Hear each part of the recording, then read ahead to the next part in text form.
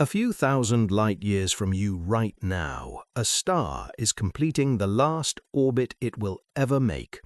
It drifted too close to something invisible, something patient, something 4 million times more massive than the Sun.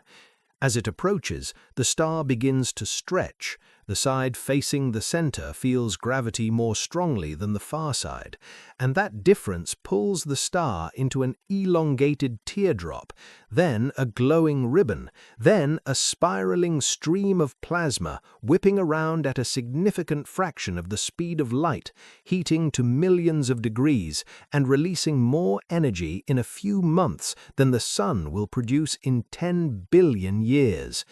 The monster doing this sits at the exact center of our galaxy. It has been quiet for millions of years, digesting its last meal. But it was not always quiet. And a question you should be asking is not what it did to that star. The question is, what did it do to this entire galaxy? And what is stopping it from doing it again? Here is the principle that explains everything in this video. When matter falls toward a black hole, gravity converts that fall into energy with an efficiency that nuclear fusion cannot match. A nuclear reactor converts about 0.7% of mass into energy. Matter spiraling into a black hole converts up to 40%. That 50-fold advantage makes the regions around supermassive black holes the most powerful sustained energy sources in the universe. Understanding this single fact, gravity as an engine, explains quasars, explains why galaxies stop forming stars, explains the strange quiet of our own galactic center, and explains why that quiet might not last. The discovery that something monstrous lurked at the center of galaxies began with confusion. In the early 1960s, radio astronomers were cataloging sources of radio waves across the sky. Most were recognizable, supernova remnants, distant nebulae. But a handful looked like ordinary stars, faint blue points of light, yet produced radio waves with intensities that no star could explain. Martin Schmidt at Caltech spent months trying to understand the spectrum of one of these objects, catalogued as 3C273. The pattern of light looked almost familiar, but the wavelengths were wrong. Then, in February 1963, Schmidt realized the lines were not wrong, they were shifted, redshifted by an amount that meant 3C273 was not a nearby star, but an object over 2 billion light-years away. At that distance, to appear as bright as it did, the source had to be producing the luminosity of an entire galaxy from a region smaller than our solar system. Schmidt had discovered quasars, quasi-stellar radio sources, and immediately created a puzzle that would take decades to solve. The answer, assembled piece by piece through the 1970s and 80s, was accretion. Supermassive black holes at the centers of galaxies were surrounded by disks of gas spiraling inward. As gas fell, it did not fall straight in. It had angular momentum, so it spiraled, and friction within the disk heated the gas to millions of degrees. That heat radiated away as light, X-rays, and radio waves, producing the quasar phenomenon. The black hole itself emitted nothing. It was the dying screams of matter about to cross the event horizon that made quasars visible across the universe. But here is the critical point. A black hole is not a cosmic vacuum cleaner. It does not reach out and pull things in. Anything with enough sideways motion will orbit indefinitely, just as Earth orbits the Sun without falling into it. For a supermassive black hole to shine, something must feed it. Gas must be funneled into the central regions, usually through galaxy collisions or gravitational instabilities that push material inward. A starving black hole is invisible. A feeding black hole becomes the brightest object in its corner of the universe. The energy released by a feeding supermassive black hole does not simply escape into space. This is where the principle becomes consequential for everything around it.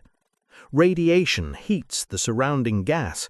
Winds driven by that radiation push gas outward at thousands of kilometers per second.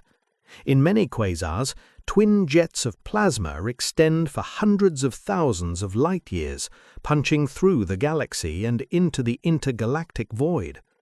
This feedback, energy output from the black hole affecting the black hole's own fuel supply, turns out to regulate the entire galaxy.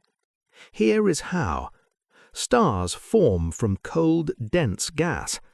When gas heats up, it cannot collapse into stars. It stays diffuse. A feeding supermassive black hole heats the gas in its galaxy so efficiently that star formation slows and eventually stops. Observations confirm this. Galaxies with the most massive central black holes have the oldest stars and the least ongoing star formation. The black hole acts as a thermostat, preventing its host galaxy from producing too many stars too quickly. Turn the thermostat too high, and star formation halts entirely. Let it cool, and fresh stars ignite. This explains a correlation that once seemed baffling. The mass of a supermassive black hole tracks the mass of stars in the central bulge of its host galaxy, even though the black hole is millions of times smaller than the bulge. How could two objects so different in scale know about each other? The answer is feedback. As the black hole grows by swallowing gas, it releases energy that pushes gas away and stops both further black hole growth and further star formation. The two processes are coupled through the very energy release that makes quasars visible. The black hole and its galaxy co-evolve, locked together by physics rather than coincidence. Now look closer to home. Our galaxy has a supermassive black hole called Sagittarius A star. Its existence was not proven until astronomers spent decades tracking the orbits of stars near the galactic center. In the 1990s, two independent teams, one led by Reinhard Genzel in Germany, the other by Andrea Ghez in California, began monitoring these stars with increasingly precise infrared instruments. By the early 2000s, they had mapped complete orbits. One star, called S2, swings around an invisible point every 16 years, reaching speeds of 8,000 kilometers per second at closest approach. The only object that could keep S2 on that trajectory, crunching the orbital data, is a mass of 4 million suns, concentrated in a region smaller than our solar system. That object must be a black hole. Nothing else survives at that density. In 2022, the Event Horizon Telescope collaboration released an image of Sagittarius A star, a glowing ring of radio emission surrounding the shadow of the event horizon itself. The image confirmed the mass and size measurements inferred from stellar orbits. Our galaxy's central black hole is real, imaged, and much closer than any quasar.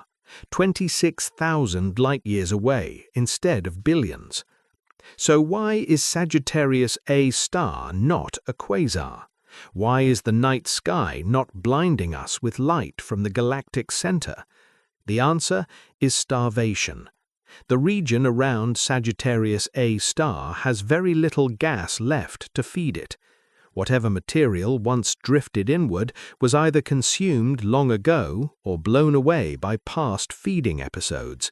Today, Sagittarius A star accretes at a rate billions of times lower than the quasars visible in the distant universe. It glows feebly in radio and X-rays, producing about as much energy as the sun. Not 4 million suns, but one. The monster is asleep. But it was not always asleep.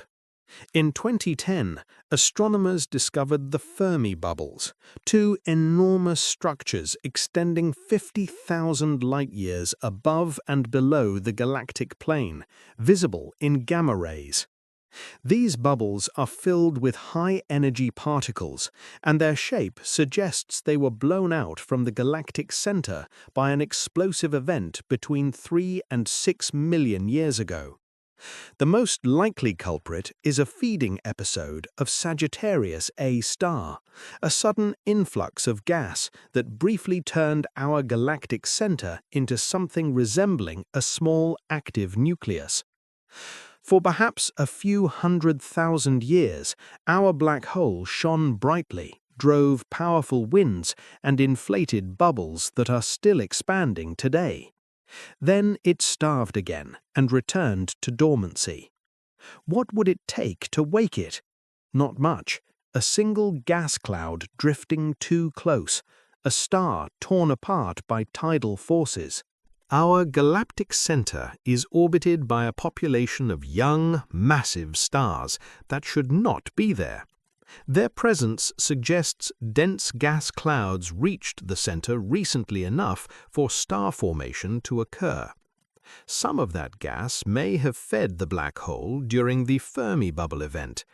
If a dense molecular cloud drifted inward again, or if a stellar orbit decayed, Sagittarius A star could briefly reactivate. The consequences for Earth would depend on the intensity and duration. A minor flare lasting thousands of years might be invisible from our vantage point, hidden behind dust. A major feeding episode lasting millions of years could produce enough high-energy radiation to affect our atmosphere, potentially stripping ozone and increasing surface ultraviolet levels. At 26,000 light-years, we are far enough away that a brief awakening would likely pass unnoticed, but the galaxy as a whole would feel it. Star formation in the central regions would slow, gas would heat and expand. The thermostat would turn back on. This principle, matter falling, energy released, surroundings affected, operates across the universe. Tidal disruption events, where stars like the one in the opening scenario get shredded, produce flares visible billions of light-years away. Each flare is a single meal, lasting months to years, releasing energy equivalent to billions of suns before fading as the debris drains into the black hole. Astronomers now detect several dozen of these per year, each one a glimpse of a black hole suddenly, briefly, spectacularly fed. Black hole mergers add another layer. When galaxies collide, their central black holes eventually spiral together, releasing gravitational waves detectable by future space-based observatories. The resulting single black hole inherits the combined mass and becomes the new galactic center. The Milky Way and Andromeda will collide in about 4 billion years, and their central black holes, Sagittarius A star and the slightly heavier black hole in Andromeda, will eventually merge. The energy released in gravitational waves during that final spiral will briefly exceed the luminosity of every star in the observable universe. Zoom out far enough and a pattern emerges. Every large galaxy has one of these objects at its center, not because galaxies captured black holes, but because galaxies and their black holes grew together, regulated by the same feedback loop. Quasars are not exotic anomalies, they are the adolescents of normal galaxies, flaring brightly while there is still fuel to burn. The quiet galactic centers of today are not different objects, they are the same objects after the fuel ran out. Our own existence may depend on this. If Sagittarius A star had never turned on, if it had never driven energy into the surrounding gas, the Milky Way might have formed too many stars too quickly, creating a chaotic environment hostile to stable planetary systems. If it turned on too powerfully or too recently, radiation might have sterilized the inner galaxy before complex life could emerge. The Earth exists in a particular location, at a particular time, in a galaxy whose central black hole has been asleep just long enough. The principle is gravitational energy release. Everything else, quasars, jets, feedback, the Fermi bubbles, the quiet darkness at the heart of the Milky Way, follows from that single fact. Matter falls.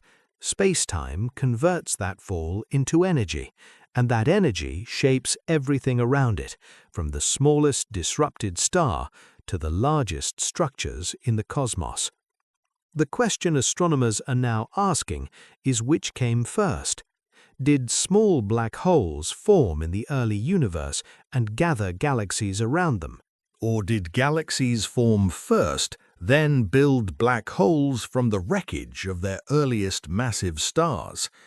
The James Webb Space Telescope is finding supermassive black holes in galaxies that existed less than 1 billion years after the Big Bang, earlier than most models predicted. Either black holes grow faster than we thought, or they were seeded with larger masses from the beginning. The answer will reshape our understanding of how structure emerged from the chaos of the early universe. 4 million times the mass of the Sun, sitting in darkness 26,000 light-years away. It has shaped this galaxy for billions of years. It will shape it for billions more. And it is, by the standards of its kind, remarkably gentle. Other galaxies are not so lucky. Other galaxies have monsters that never stopped feeding. Like if this was interesting, hit the subscribe for more and turn that notification bell on.